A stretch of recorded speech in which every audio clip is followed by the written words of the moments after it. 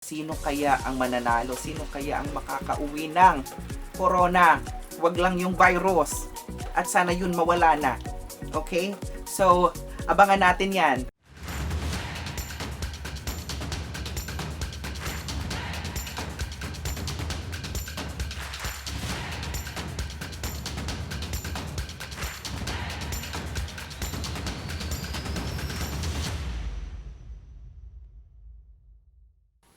Hello mga katufa! Hi! I'm back! Alright guys, so I'm excited. I'm so excited para sa nalalapit na Miss Universe competition. Oh my God, talaga namang pasabog lahat. Talagang pumapagaspas. Yes. Yun nga, kasama ko kasi hindi ko kakayanin mag-isa. Ito yung friends. Itong friend kong si Rainbow Chuchu. Yes. So, ayun na nga. So, ngayon, gagawa ako ng prediction ala Rudy Baldwin. Charot. Ayun nga. So, top 10. Before ko ibigay yung mga prediction ko sa top 10, malaki ang mga changes sa Miss Universe competition. Like, yung format nila, parang iniba na nila. Meron ng production number. Binalik nila yung sumasayaw. Talaga yung mga delegates. Ayun nga, tsaka may chika na si Rabia Mateo. Nasa front. Kahit hindi siya dancer, talagang lumalaban ang kandidata natin. Ayun. So, according to the president, Miss Shamsi Supsup, top 21 for swimwear competition, top 10 for evening gown. Oh my God, yun ang most awaited. Ano kayo yung pasabog ng mga kandidata? Tapos, para sa top 5, yung Q&A. Diba? Parang iba yung format this time. Wala na yung speech. Tapos, ayun na nga. Basta maraming pasabog. Bibigay ko na yung top 10 na napipisil ko. Of course, this is in no particular order. Yung isa ay si Miss India, si Adeline. Hindi ako sure. In fairness kay Miss India, talagang napakaganda. Kalahi ni Rabia. Maganda, talagang pasabog yung beauty niya. Tapos may backstory yung nangyayari sa India. Tapos na COVID pa siya kasi nga let's pray for them kasi yung country nila ay talagang apektado ng COVID at sa new strand. So kahit na positive siya, positive pa rin si Adeline, si Miss India for the competition. At talaga namang makikita mo yung energy niya, yung ang galing sumagot, may sense. Ito yung nakita ko sa interview niya, magaling sumagot.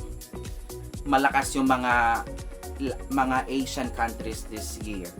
Tapos pangalawa, si Amanda, of course, my God, Miss Amanda of Thailand. 200 outfits, mga branded, talagang pinaghandaan. My God, talaga. Yung mga outfit niya, everyday, every exposure, pasabog. Tapos, mahilig siya sa branded. Talaga namang napakaganda ni Amanda.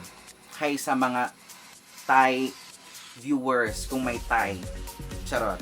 Tapos yung national costume niya ay talaga namang napakaganda. 'Di ba? Yung may paisda effect. Hands down ako sa sa Miss Thailand. Napakaganda ng katawan ng body build. Yung sa Q&A, medyo kailangan pa niyang mag-improve. Though andun yung accent, nandun yung knowledge din niya, medyo hasa pa. Tapos oh my God, Puerto Rico, bukod sa napakaganda, sa interview, napakaganda ring sumagot, napakagaling. Ang bilis ng utak, manlalamon din sa Q&A, kaya abangan nyo din. Tapos, isa pa napipisil ko si Venezuela. Ang galing din sumagot at napakaganda.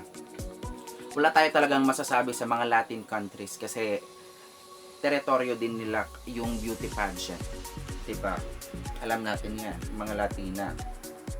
Tapos, another Latina si Miss Brazil talaga. Oh my God, ang ganda din. Pasabog. Talagang mapapansin mo din si Miss Brazil. Yung energy na andon. At speaking of energy, si Miss Chile. Si Miss Chile talaga yun. Si Miss Chile. My God, yung energy talagang napakaanghang. Kaya abangan nyo din. Kasi nasa energy, nasa performance, at sino pa ba yung nakikita ko? Si Indonesia. Si Miss Indonesia, napakaganda. Ang ganda ng katawan. Ang ganda ng mga, yung outfit. Maganda.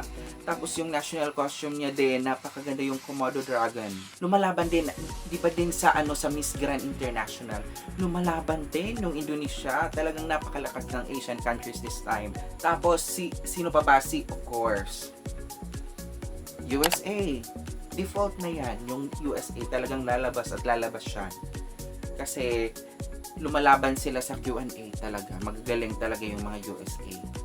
Nandun na yung natural energy. Tapos bukod sa napakaganda din ni Miss USA, abangan natin yung Q&A. At sumunod kay Miss USA si Miss Canada.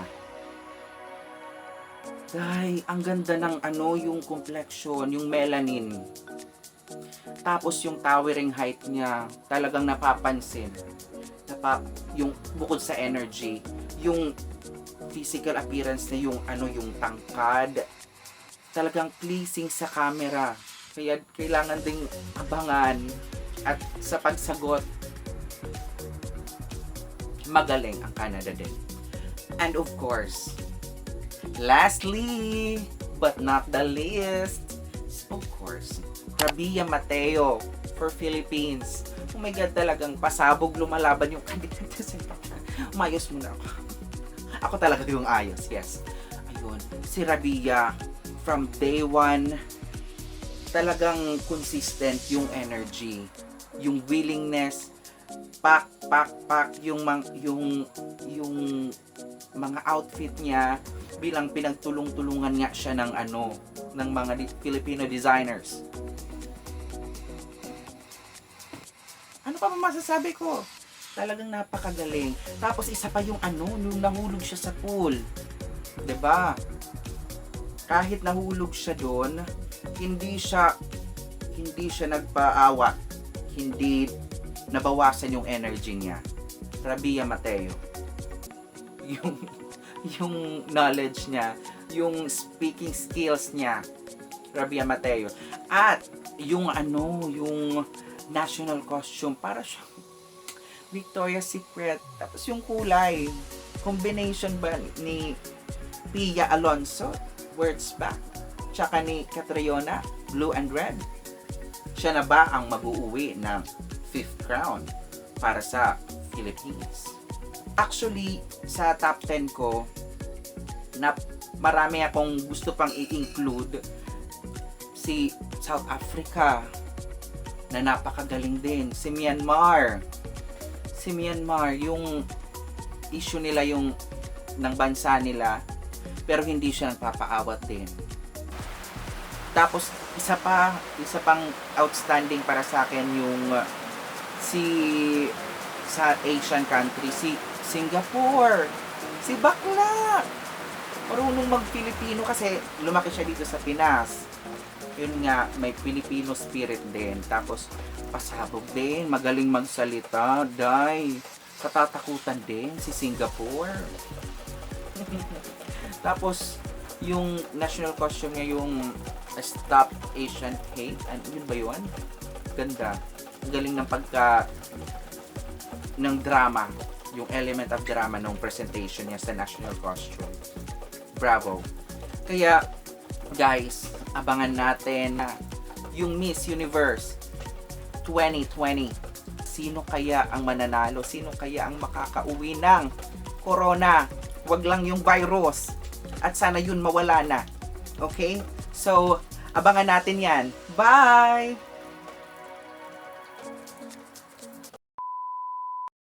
Before ako mag-end, special mention ko lang pala para sa mga friends at mga supporters ng The Assignment, mga katufa, Dandoy, katrabaho ko yan. Tapos si si Jennifer,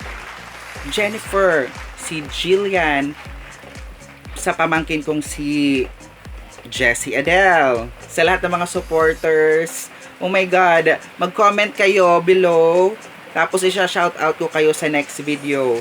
At huwag niyong kakalimutan always to click like, subscribe, tsaka pakikalembang na lang din ng notification bell button para updated kayo palagi, okay? So again, abangan nyo yung Miss Universe 2020. Sino kaya yung mananalo? Abangan! Bye!